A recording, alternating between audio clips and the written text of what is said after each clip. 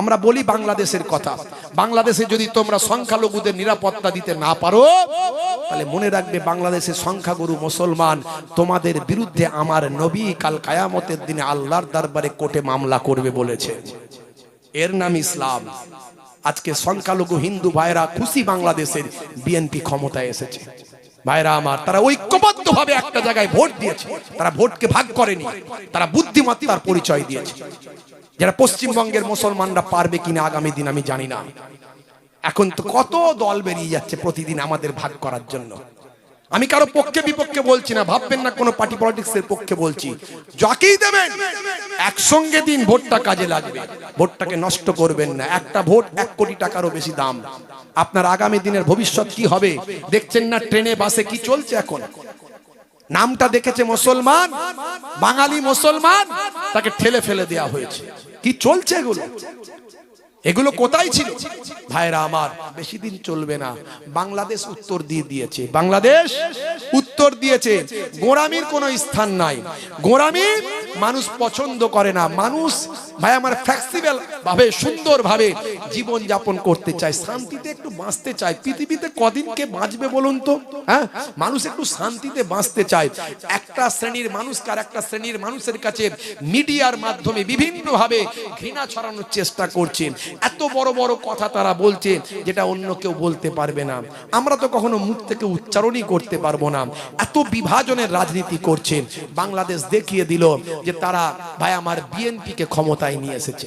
তারা বিএনপি কে ক্ষমতায় নিয়ে এসেছেন, জামায়াতকে তারা ক্ষমতায় নিয়ে আসেনি। কেন? কারণ বাংলাদেশের মানুষের মনে হয়েছিল জামাত হবে ধর্মীয় ব্যাপারে আরো অনেক গোড়া, কিন্তু ধর্মের যদি সঠিক ব্যবহার জানতো তাহলে জামাতই ক্ষমতায় আসতো। কারণ নবিয়ানা আখলাক চরিত্র যদি আপনি দেখাতে পারেন, আপনার কাছে নারী স্বাধীনতা থাকবে, নারী তার ভাই আমার সম্মান পাবে, নারী তার হেফাজতের মধ্যে দিয়ে ভাই আমার সে উচ্চ শিখরে উঠবে। নারীকে কখনো বেঁধে ফেলতে পারেন না আপনি, নারীকে কখনো একটা গণ্ডির মধ্যে সীমাবদ্ধ করতে পারেন না আপনি, ধর্মীয় ব্যাপারে কোনো জবরদস্তি করতে পারেন না আপনি। লা ইকরাহা ফিদ্দিন, ধর্মে কোনো জবরদস্তি নাই। আপনাকে সঠিক শিক্ষাটা পৌঁছাতে হবে। আল্লাহর নবী ইহুদিদের পাড়ায় গিয়ে তাদেরকে অভয় দিয়ে বলেছিলেন, মনে করো না আমি নবী এসেছি মানে তোমাদের ধরে বেঁধে মুসলমান করব। না না না, তোমরা তোমাদের ধর্ম পালন করবে, আমি আমাদের ধর্ম পালন করব।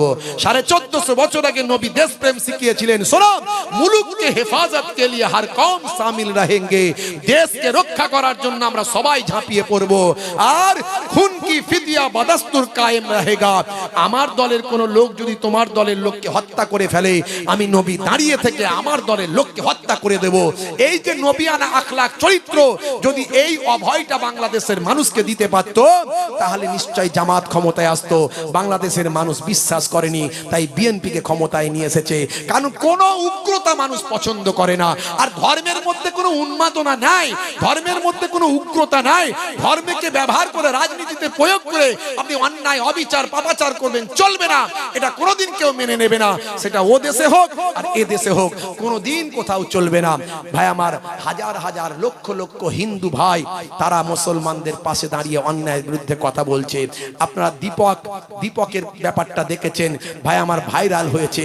সে তার পরিচয় দিয়েছে, আমার নাম মোহাম্মদ দীপক, আমি মানবতার খাতিরে, আমি একজন মানুষ, না আমি হিন্দু না আমি মুসলমান, আমি একজন মানুষ।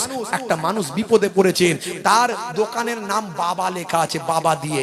বাবা দিয়ে তো অনেক কিছু হয়, ছেলেকেও বাবা বলে, আমরা পীরেদেরকেও বাবা বলি, আবার অমুসলিম হিন্দু ভাইরাও তারা ঠাকুর দেবতাদের বাবা বলে। তো যে কোনো হোক না কেন, তো সে যাকেই ভালোবাসুক না কেন, বাবা দিয়ে নাম লেখা আছে বলে তার নামটা নাকি বদলে ফেলতে হবে। মোহাম্মদ দীপক এসে রুখে দাঁড়িয়েছে। ভাই আমার, তিনি একজন জিমের টেকনিশিয়ান, জিম ভাই আমার জিমের একজন পরিচালক।